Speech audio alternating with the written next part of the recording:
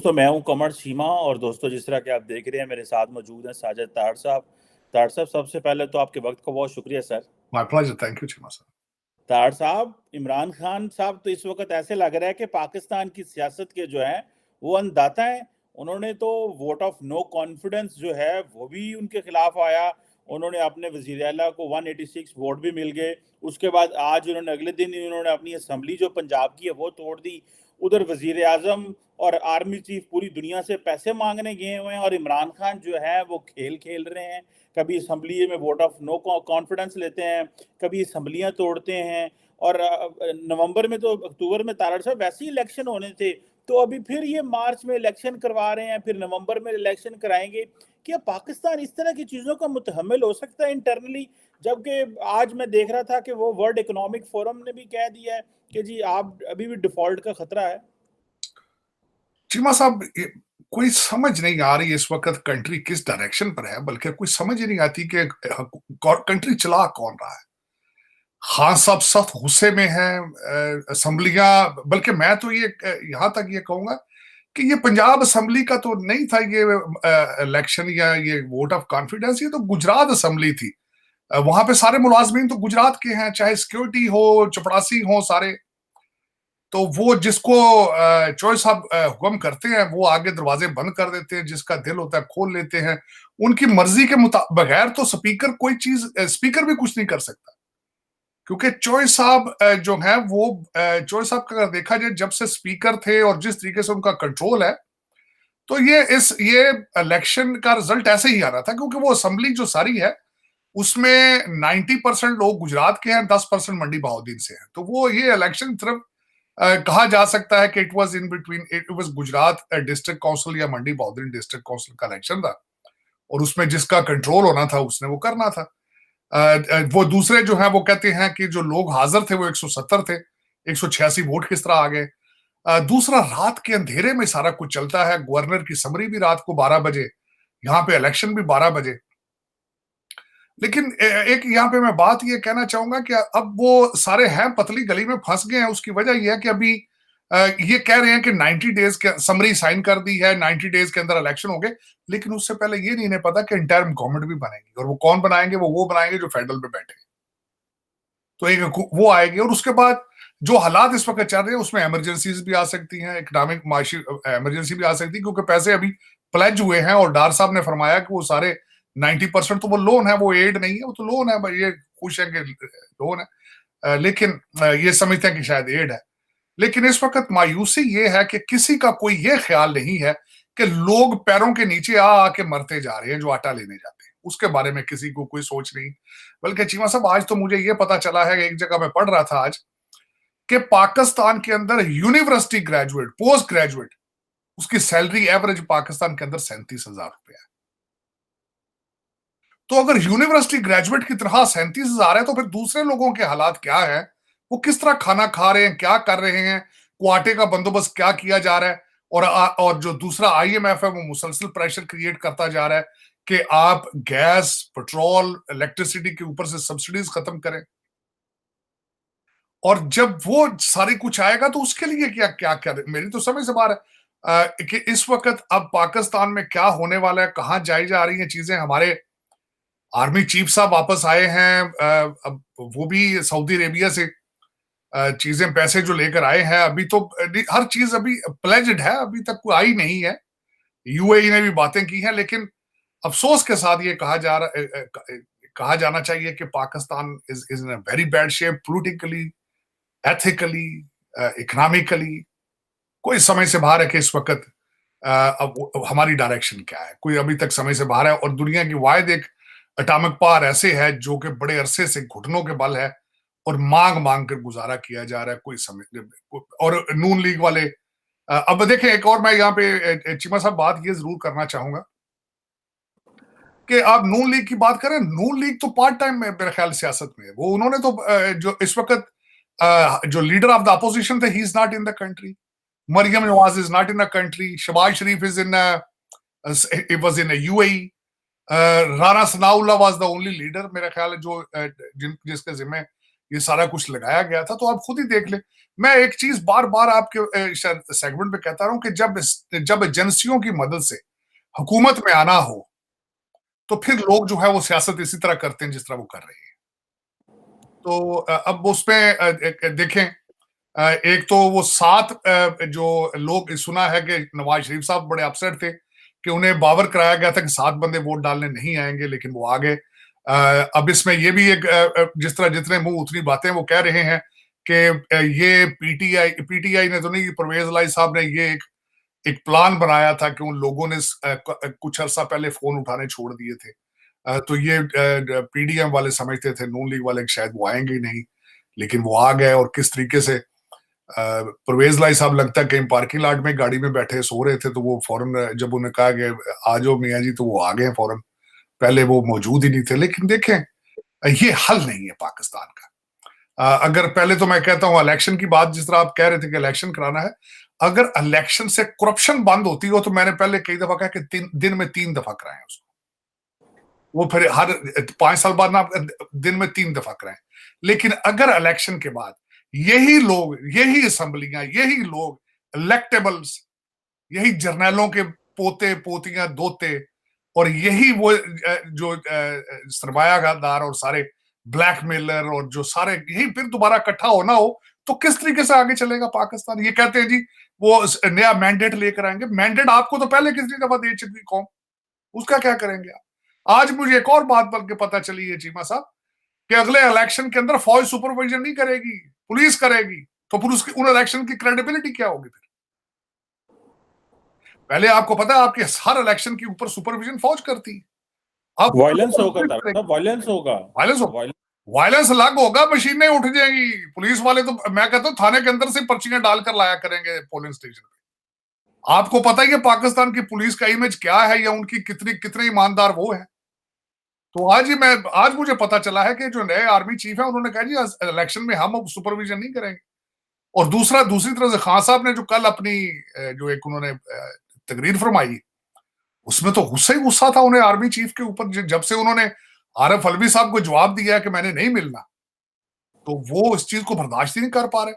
वो कहते हैं मैं देखूंगा रेड लाइन कौन ड्रा करता है, तो मेरा ये करता है। तो कहते मैं फटियां पाल देगा। मैं बड़ा गुस्सा नजर आ रहा था। बिल्कुल सही कह रहे हैं। वैसे तो इमरान खान साहब जो हैं वो, तार साहब, इमरान खान क्या, किस फोर्स का नाम है? जो जावेद चौधरी ने जनरल बाजवा से बातें पूछी हैं और जनरल बाजवा ने उनको बताया है कि नरेंद्र मोदी पाकिस्तान आना चाहते थे, इमरान खान नहीं मानते। इंडिया की क्रिकेट टीम पाकिस्तान आना चाहती है, इमरान खान नहीं मानते। इंडिया से कॉटन एंड शुगर इंपोर्ट करनी है, इमरान खान नहीं मानते। तो इमरान खान का क्या एजेंडा है तारड़ साहब? ये डोमेस्टिकली चीजें पोलराइज कर दी हैं। रीजन में जो है वो तालिबान के जिन्होंने कहते हैं गोडियां 'ਚ बह जाते हैं, उन्होंने पैरों 'ਚ पैंदे ने, इंडिया ਨੂੰ ਅੱਖਾਂ ਵਿਖਾਉਂਦੇ ਨੇ, और मुस्लिम वर्ल्ड को जाके कहते थे कि जनाब मैंने मलेशिया और उधर जाना है।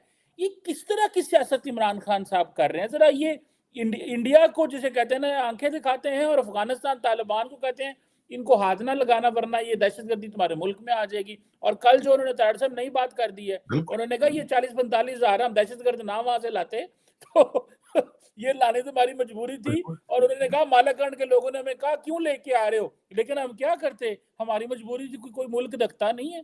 तारड़ साहब, हम अगर अफगानिस्तान के 50-60-70 लाख बंदा पाकिस्तान में रख सकते हैं, वो हमारे 45,000 दहशतगर्द नहीं रख सकते। ये खास अब किन गल्ला करते हैं साहब? मैं बिल्कुल यही कहने लगा था कि वो इंडिया के साथ रवैया उनका ये है, और साथ टीटीपी के साथ देखिए उनका रवैया क्या था। हैरान हो गए। कल से वो जो उन्होंने स्टेटमेंट छोड़ी है, the whole world is watching it, whole world is listening. वो जो बार बार खान साहब खुद भी कई दफा कहते हैं, मुझे कहते हैं तालिबान खान, कल इन्होंने उसके ऊपर स्टैंप लगा दी। स्टैंप। और दूसरा आपने देखा होगा, चले वो तो अलग की बात है, टीटीपी के खिलाफ कभी खान साहब ने कोई स्टेटमेंट नहीं कभी आज तक छोड़ी, उन्होंने कुछ नहीं कहा। और मैं हैरान था, मैंने वो बिल्कुल पढ़ा है आर्टिकल, कि how a biggest opportunity of the century was missed. कि मोदी साहब ने आना था, उन्होंने वो बलूचिस्तान के लसबेला के अंदर वहां मंदिर पे जाना था, उन्होंने वहां पे 10 दिन रहना था, फिर आके उन्होंने जो पाकिस्तान के साथ रिलेशनशिप और ट्रेड शुरू करना था। ये इस वक्त जरूरत है, इस वक्त भारत के साथ। लेकिन how a biggest opportunity was missed, a big opportunity of the year, of the century matter. लेकिन ये कि आज भी मैं बताना चाहूंगा चीमा साहब, आप you won't be able to survive in the future जब तक आप अपने पड़ोसियों के साथ रिलेशनशिप ठीक नहीं करेंगे। उसमें सिर्फ भारत नहीं है, उसके अंदर ईरान भी मौजूद है, अफगानिस्तान भी मौजूद है, और चाइना जो कि आपने जख्मी करके छोड़ दिया है, जिनका आपने $26 बिलियन खा लिया है, वो जख्मी है, परेशान है वो भी। कौन सा मुल्क खुश होगा जिसके $26 बिलियन के आपने पिज्जे खा लिए? खुश हो गए वो? तो वो दर हकीकत आपको ये सारा कुछ ठीक करना पड़ेगा। आपको पता है सारा, आपके वजीर खारजा साहब हर उस मुल्क में गए हैं जहां से डॉलर और यूरो मिलते हैं। इन 4 मुल्कों में बिल्कुल नहीं गए। अफगानिस्तान उन्होंने गए, उन्होंने जानबूझ के खातून को वहां भेज दिया है जिससे वो शेक हैंड भी नहीं बेचारे कर सकते तालिबान। वो शर्मिंदा होने एक ही हो गया कि हमारी खवातीन जो है वो तो बुरकों में फिर रही है, इन्होंने ये खातून भेज दी। ये मुझे लग रहा है उनको स्नब करने के लिए किया है इन्होंने, उन्हें शर्मिंदा करने के लिए किया है। और ईरान क्यों नहीं आज तक गए? भारत क्यों नहीं जाते बिलावल भुट्टो साहब? बल्कि अमेरिका में आके जंग छेड़ गए उनके साथ, डॉक्टर शंकर के साथ, जयशंकर के साथ। तो ये और सिर्फ उन रिलेशनशिप उन कंट्रीज के आसपास फिर रहे हैं जहां से डॉलर और यूरो आने की उम्मीद। ये आपने बिल्कुल सही बात की तार साहब, और उस मुल्क के नजदीक नहीं जाते जिधर से पता हो वेस्ट नाराज होगा। ईरान और अफगानिस्तान, ये कैसी फॉरेन पॉलिसियां हैं, ये कैसी मुल्क। मैं हमेशा ये कहता हूं कि आज तक दुख के साथ हमने नेशनल इंटरेस्ट बेस्ड पॉलिसी कभी नहीं बनाई। हम अपनी पार्टी बेस्ड पॉलिसी या पर्सनल एजेंडा बेस्ड पॉलिसी। देखे ना, खान साहब को जरूरत पड़ा तो उन्होंने डेविड लू की तसल्ली करा दी थी, उसकी जेब में वो एक खाली पर्चा पकड़ के हरा। जब जरूरत पड़ी है तो यहाँ पे लाभी उसको दे रहे हैं, महीने का $20,000 दे रहे हैं। देख, और आज जो एक नई बात नई आई है, आप पूछ रहे हैं ना खान साहब क्या चीज है। आज मैं हैरान होता रहता हूँ, हैरान कम परेशान ज्यादा होता हूँ, वो इसलिए से आज मरियम वट्टू साहब का नाम आ गया है। मरियम वट्टू साहब खान साहब की सिस्टर इन लॉ हैं, हमारी मैडम पीरनी की वो सिस्टर हैं, परमानेंट दुबई में रहती हैं। लेकिन जब तक खान साहब, आज तक, कल उनसे इस्तीफा लिया गया है, 8 लाख रुपया पर महीना एज एडवाइजर HEC लेती रही हायर एजुकेशन से। मरियम वट्टू रियासत मदीना के की सिस्टर इन लॉ, और मिसालें देते हैं कि अगर फातिमा भी, रसूल करीम ने फरमाया था अगर फातिमा भी चोरी करे तो उसको भी सजा मिलेगी। तो मरियम वट्टू तक एक्सप्लेन कर दो खान साहब, हु इज शी। इससे आपका माइंडसेट पता चलता है, इससे पता चलता है कि मैडम पीरनी कितनी ज्यादा परहेजगार है। क्यों एक दिन नहीं आई, वो दुबई में पढ़ाती हैं, वो अपने जॉब वहां करती मरियम वट्टू, और उसने मुसलसल तनख्वाह 8 लाख रुपया पर महीने का कलेक्ट करती रही। कोई है उसकी स्टेट उसका जवाब दे पाकिस्तान को। और फिर उसके साथ आप पूछ रहे हैं कि खान साहब का माइंडसेट क्या है, उसके बारे में भी आर्टिकल लिखे जा चुके हैं। मैं खुद नहीं कुछ कहूंगा, मैं आर्टिकल के बारे में कहूंगा जो चीजें लिखी जा चुकी हैं कि खान साहब की मुलाकात जो है मैडम पीरनी के साथ भी मरियम वट्टू ने कराई थी, और काले जादू का कहा था, और ये गए थे ऑन चौधरी को साथ लेकर, और उसने कहा था कि रिहाम को डिवोर्स दें, तो इन्होंने उसको डिवोर्स जहाज में दी थी when she was flying, message पे। तो दर हकीकत। और आज एक बड़ा, मैं एक वेरी रिप्यूटेबल एक बंदे का मैं आर्टिकल पढ़ रहा था, वेरी रिप्यूटेबल। उसने कहा खान साहब ने जो ऑडियो खान साहब की आई है, जो गंदी ऑडियो आई थी, वो खान साहब की जवानी की नहीं थी, वो खान साहब जब 65 साल उम्र थी उस वक्त की, और खान साहब ने उसको डिसओन नहीं किया। खान साहब ने उसके जवाब में कहा है कि ऐसी वीडियो ना डालें, बच्चे परेशान हो जाते हैं। 65 साल की उम्र में वो कन्वर्सेशन करने वाला बंदा, आज उसके एक हाथ में तस्बीह, आज हमारे लिए वो अमीरुल मोमिनीन है। 5 साल में उसके पास क्या चेंजेस आई उसकी, और हुकूमत के अंदर उसने जो, मेरा मसला आज अगर कहते में ठीक है 5 मिनट के लिए आंखें बंद करके सोच लें आज इलेक्शन करा दिए जाते हैं, कोई नया बंदा पीटीआई में आया है जो हमारी किस्मत तब्दील कर देगा? कोई एक सिंगल बता दे मुझे। अगर वही लौंडे लपाड़े 25-25 साल के आएंगे, डाके मार के जो बैठे हैं, वही रिंग रोड दोबारा बनेगी, तो पाकिस्तान किस तरह बचेगा? हाँ, एक मैं जरूर बताता हूं, आज आपको एक और बताना चाहूं, खान साहब को अर्जेंसी अब क्या बन गई। खान साहब को आज किसी ने कान में कह दिया है और शहबाज शरीफ पैसे ले लगा जे की पता पाकिस्तान चल पवे।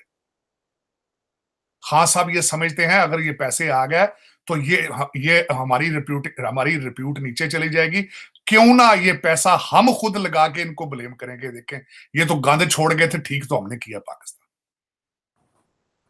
अब खान साहब को इस वक्त इमरजेंसी उस चीज की है, जल्दी उस चीज की है कि वो जब तक पैसे लोगों ने जो प्लेज किए शायद दे ही दें, अभी तक तो कोई गारंटी नहीं, लेकिन शायद जो दे दें तो हो सकता है पाकिस्तान उससे सांस लेना शुरू कर दे। तो वो सांस कहते हैं ये नून लीग के खाते में सांस लेना उसका ना जाए, वो भी पीटीआई के खाते में लिखा जाए, और मेरे बच्चे जो है लौंडे लपाड़े वो एंजॉय करें। ये जो बिलियंस डॉलर्स आने हैं, इनकी प्रॉपर्टियां कम है दुबई में और लंदन में, नून लीग वालों की तो बहुत है, इनकी बन जाए।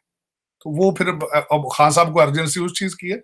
लेकिन इस वक्त अगर चीमा साहब, मैं आज एक और भी मैंने एक पढ़ा हिस्ट्री रिलेटेड कि टेक्नोक्रेट गवर्नमेंट की बातें की जाती हैं, तो टेक्नोक्रेट गवर्नमेंट जो पिछले माजी में आती रही हैं वो कहां से आती रही हैं, कौन आती रही हैं? ज्यादातर हमारे टेक्नोक्रेट गवर्नमेंट जो आती रही हैं IMF और वर्ल्ड बैंक के और सिटी बैंक के मुलाजमीन आते रहे हैं पाकिस्तान में। कुछ लोगों ने उसके बाद पाकिस्तान में सियासी पार्टियां ज्वाइन कर ली, कुछ अपने वापस घरों में वापस आ गए। मेरी ये खास कर ये रिक्वेस्ट यही होगी कि अगर पाकिस्तान का इस वक्त सिर्फ दो हल मौजूद है, दोनों ही बहुत कड़वे हल हैं, दोनों ही। एक तो इंटरिम गवर्नमेंट, टेक्नोक्रेट गवर्नमेंट, और दूसरा या पाकिस्तान में मार्शल लॉ। इसके अलावा पाकिस्तान नहीं बच सकता, इसके अलावा कोई तीसरी चीज है ही नहीं जो बचा सके। मैंने इलेक्शन की सूरत हाल आपको बता दी, इलेक्शन में मुझे बता दें कि फलां लोग जीतेंगे तो पाकिस्तान बन जाएगा, तो मैं I will rest my case. लेकिन टेक्नोक्रेट गवर्नमेंट के लिए, जिस तरह मैं हमेशा आपको पहले कहता रहा हूं कि जरूरी है कि टेक्नोक्रेट गवर्नमेंट का मतलब यही होता है कि उन लोगों को लेके आया जाए जो टेक्निकल हो, अपने अपने फील्ड के मास्टर हो। जो इस दफा कम से कम, अगर वो मैं ये कह रहा था, हमेशा ये कहता हूं, इस दफा अगर उस स्टेज, उस रवश पे जाना हो, एक तो कोशिश करें ज्यादा अमेरिकन लोगों को हायर ना करें। आपको जाहिर है IMF का और वर्ल्ड बैंक का प्रेशर होगा, लेकिन कुछ लोग बर्तानिया से, जो आपका क्या हाल है, बर्तानिया में लोग नहीं है, पाकिस्तान के अंदर लोग मौजूद हैं। मैं समझता हूं पाकिस्तान के इस वक्त पाकिस्तान के अंदर कई पढ़े लिखे लोग मौजूद हैं, उन्हीं को हायर किया जाए। और मैं हम्बल रिक्वेस्ट है कि उनको कहा जाए कि जो भी आए इंटरेस्ट ले, वो पहले अपनी सिटीजनशिप को विड्रॉ करे, और दूसरा ECL में नाम हो, और मंथली रिपोर्ट वॉच की जाए, मंथली उनकी प्रोग्रेस को वॉच किया जाए, बजाय कि वो। लेकिन ये सारी चीजें बहुत मुश्किल है। इसके लिए मैं जिस तरह कर्ज करना चाहता हूं, जब 1991 में भारत के ऊपर जब कड़ा वक्त आया था, नरसिम्हा राव और उसके बाद मनमोहन सिंह साहब ने जब इस तरह के स्टेप लिए थे, अपना सोना कैबिनेट की मंजूरी के बगैर उन्होंने गिरवी रखा था, उनके खिलाफ भी वोट ऑफ नो कॉन्फिडेंस आया था। तो ये इसके लिए कई चीजें लूज करना पड़ती हैं, लेकिन लीडरशिप बतानी पड़ती है। कौमों को हमेशा निकालते ऐसे मसाइल में से लीडर ही हैं, लेकिन इस वक्त सियासी लीडर इसका हल नहीं। देखे ना, मैं लीडर, हमारे जो आर्मी चीफ है वो भी एक अपने इंस्टीट्यूशन के लीडर है। कोई लीडर ही निकालने की सलाहियत रखता है जो एक दफा वो कहते तड़ी ते रख के आ जाए। लेकिन ये कि काम बड़ा मुश्किल है, इतना आसान नहीं है कहना, लेकिन पाकिस्तान का सोल्यूशन यही है इस वक्त। तार साहब, कहा जा रहा है कि जो मिलिट्री एस्टेब्लिशमेंट है वो चाहती है कि उनके लिए इमरान खान और पीपल्स पार्टी, आसफ जरदारी या बिलावल भुट्टो तो काबिल कबूल है, नवाज शरीफ काबिल कबूल नहीं है। आप क्या समझते हैं, ये जो सामने आपको पैटर्न नजर आ रहा है कि पीपल्स पार्टी के अंदर बलूचिस्तान से लोग शामिल हो रहे हैं, इमरान खान को इस वक्त एस्टैब्लिशमेंट ज़ाहिर नवाज शरीफ और PDM के साथ खड़ी है, लेकिन फायदे सारे और सारा कुछ चीज़ें जो हैं वो परवेज लाई और इमरान खान के चीज़ें पल्ले पड़ रही हैं। और जो बातें चल पड़ी हैं कि काफ लीग को 30 सीटें दी जाएंगी ताकि काफ लीग जो है वो वजीर आला रहे, तो ये काफ लीग अगर वजीर आला परवेज ले रहेगा तो वो एस्टैब्लिशमेंट को काबिल कबूल होगा, तो इमरान खान आधी हुकूमत आउटसोर्स करेंगे काफ लीग को और मरकज में खुद ऊपर आ जाएंगे, या इसी तरह की चीज कोई चीज अगर है वो पीपल्स पार्टी ऊपर आ जाती है। आप कैसे देखते हैं, क्या मुस्लिम लीग नून, मरियम नवाज और नवाज शरीफ गलती कर बैठे हैं जो वो एस्टैब्लिशमेंट पे जो है वो रिलाई कर बैठे हैं, या कि आप समझते हैं कि उनके भी केस माफ हो गए, उन्होंने भी दिहाड़ी लग गई, उनकी भी जान छूट गई? देखिए उनकी स्ट्रेटजी देखें क्या। एक तो वो they are not a good planner. मैं आपकी बात से काफी एग्री करूंगा। देखिए इस वक्त अगर देखा जाए तो उन्होंने एक बच्चा इंपोर्ट करके उसको कहा जाए तू इतने खेड ला कुछ 4 देड़े, तू हाथ खोल ले अपना सियासत, वो गुलदस्ते लैके ते तरीन साहब मिलता फिरता हमजा शहबाज नहीं, सलमान मेरा छोटा हमजा साहब के अंदर यार ऐसी मोहब्बत से हम बाज आए, वो मेरे ख्याल परमानेंटली लंदन शिफ्ट हो गए। मैडम जेडी ये मैडम अपनी कुछ सर्जरियां मर्जियां पता नहीं जनेवा कौन सा खास डॉक्टर मिला है जो लंदन में नहीं मिल सकता था, वो भी जनेवा में चली गई। दूसरा मैं बताऊं, मिसमैनेजमेंट, ये लोग, इनका कोई प्लानर नहीं है, ये अपना सारा कुछ एक फैमिली में रखना चाहते हैं। और दूसरा, इनको जो मैं देख रहा हूं, आज लोग परवेज मुशर्रफ साहब की कई स्पीचें आगे कर रहे थे, एक दूसरे को भेज रहे थे ट्वीट पे, लेकिन अगर देखा जाए, और माजी में भी मैंने देखा है, एक तो इन्होंने अब देखें, शहबाज शरीफ साहब प्राइम मिनिस्टर जो इनसे बात करे कहते मैं भाईजान ਨੂੰ पूछ के दसना, और जो इनसे बात करे कहते बड़े भाईजान ਨੂੰ पूछांगा फिर शामी तो दसांगा। और ये लीडरशिप नहीं होती। वो मेरा मकसद है कि अगर हमारे चीफ साहब का था मसला, वो जहाज लेके लंदन चल गए, कहते भाईजान दे कान च गल करनी। This is not leadership. आज जिस तरीके से उन्होंने प्लेट में रख के सारा कुछ खराब किया पंजाब में, उसमें एस्टेब्लिशमेंट क्या करे? आप खुद ही सीरियस ही नहीं है किसी चीज के लिए। और इस वक्त दोबारा पॉलिटिकल इंजीनियरिंग शुरू हो चुकी है, इसमें कोई शक नहीं है, पॉलिटिकल इंजीनियरिंग हो रही है। एमक्यूएम के हवाले से देख लें, आप पीपल्स पार्टी के हवाले से बलूचिस्तान में देख लें। मेरे ख्याल में आने वाले दिनों में जिस तरह मैं देख रहा हूं, और आपको मैं जिस तरह पहले परवेज लाई साहब कोई वो छींक भी नहीं मारते उनसे पूछे बगैर, इज कंप्लीटली विद देम।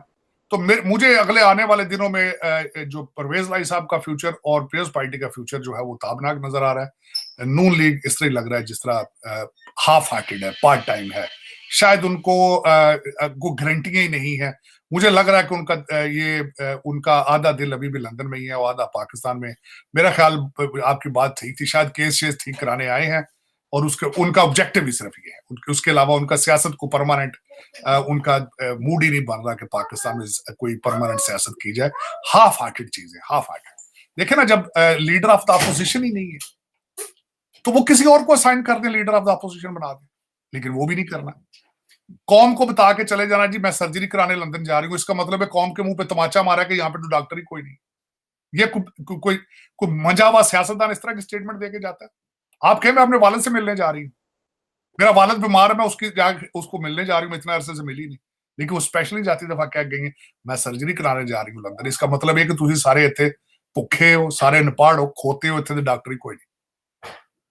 तो ये कोई सियासतदान, मैं देखे ना, मैं सियासतदान नहीं हूं, लेकिन मैं ऐसा काम नहीं करूंगा जिस तरह ये किया जाता है। यहाँ तो उनके एडवाइजर ही कोई नहीं, इनको कोई बताने वाला ही कोई नहीं है कि यार कि लोगों को मैसेज कर, इनको कोई अच्छी सी पीआर फर्म हायर करनी चाहिए।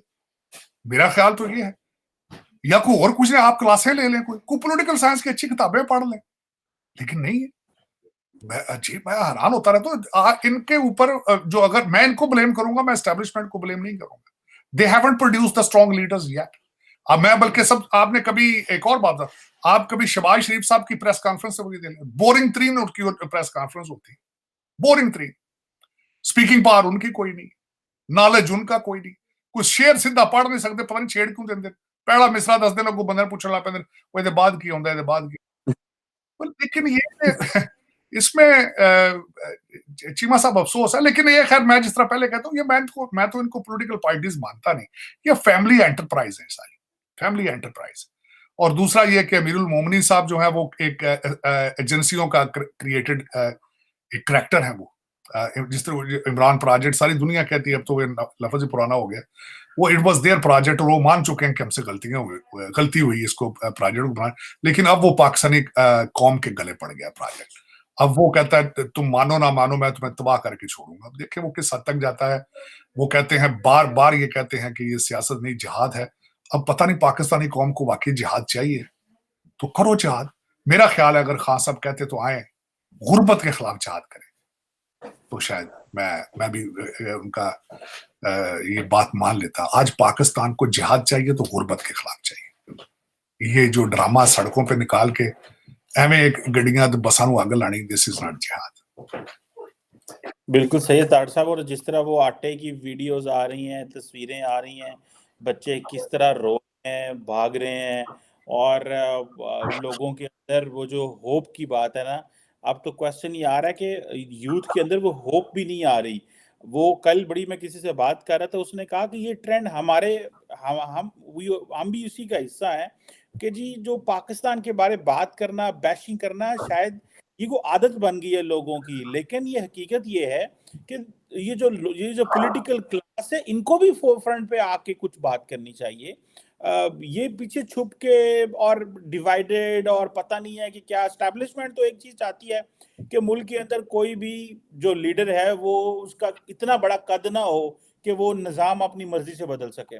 तो ये जो पोजीशन है कि नवाज शरीफ भी कमजोर रहे, इमरान खान के आगे परवेज लाई को लगा दो, जरदारी वैसे नहीं बोलते और ताकत पाकिस्तान में ताकत है कोई नहीं, तो एस्टैब्लिशमेंट तो अपने काम पे लगी हुई है। ये सियासतदान जो है इनको they need to make their way कि इन्हें किस तरह चीजें लेके चलनी है तार साहब। और मेरा ख्याल है कि साहब एक चीज ऐड करना चाहूंगा, आखिरी चीज, आज मैं बड़ा अफसोस हुआ है पॉलिटिकल मेच्योरिटी के हालात देखे। सदर अलवी साहब ने आज बयान छोड़ा है, उन्होंने कहा जी कि इमरान खान और बाजवा साहब के दरमियान सोशल मीडिया ने जो है वो रोल अदा किया। मेरा क्वेश्चन ये है, बाजवा साहब को और एस्टेब्लिशमेंट को मीर जाफर और मीर सादिक किसने कहा? अगर इसका जवाब दे दें, आई विल नॉट से a single word about it. जब लीडर खड़ा होके कहेगा कि तुम जानवर हो, जानवर भी ऐसा नहीं करता, तो लौंडे लपाड़े बाज की करनगे? वो तो पलसेटे मार ला पेंदे, वो तो लेटर ला पेंदे जमीन पे। तो आरिफ अलवी साहब, आप ये क्यों कौम को इस तरह फिर दोबारा मिसलीड कर रहे हैं? ये वार आपने शुरू की है, ये सोशल मीडिया के ऊपर भी आप ही हैं। आपका अच्छा, मुझे आप कहते हैं जी बाजवा साहब के दरमियान, तो वो थे बार बार यूट्यूबर क्यों बुलाया जाता? थोड़ा अमीरुल मोमिनी रोजाना शाम को बुला लेता है वो यूट्यूबर्स को, और उनको गाइडलाइन देता है वो दोबारा कि इसको जाके इन लताड़ो जाके, बार बार क्यों कहता है? उसने, आपके अमीरुल मोमिनीन ने खुद प्रेस कॉन्फ्रेंस में कहा कि मुझे एक आदमी मुझे कत्ल कराना चाहता था।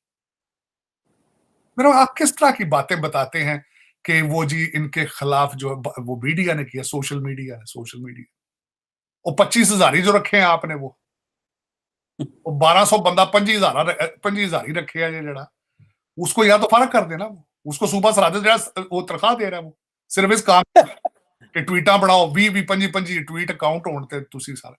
लेकिन चीमा साहब देखें, इस पे ये बैशिंग नहीं है, ये दुख है। उसकी वजह ये होती है, बैशिंग अपनी मादरे मिल्लत के लिए नहीं होती।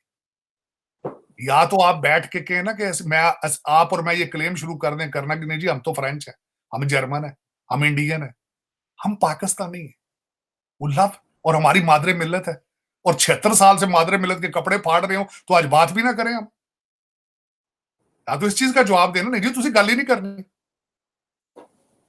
और दूसरा ये कि ये हमें बात करने से रोकने वाले कौन है? कौन रोक सकता है?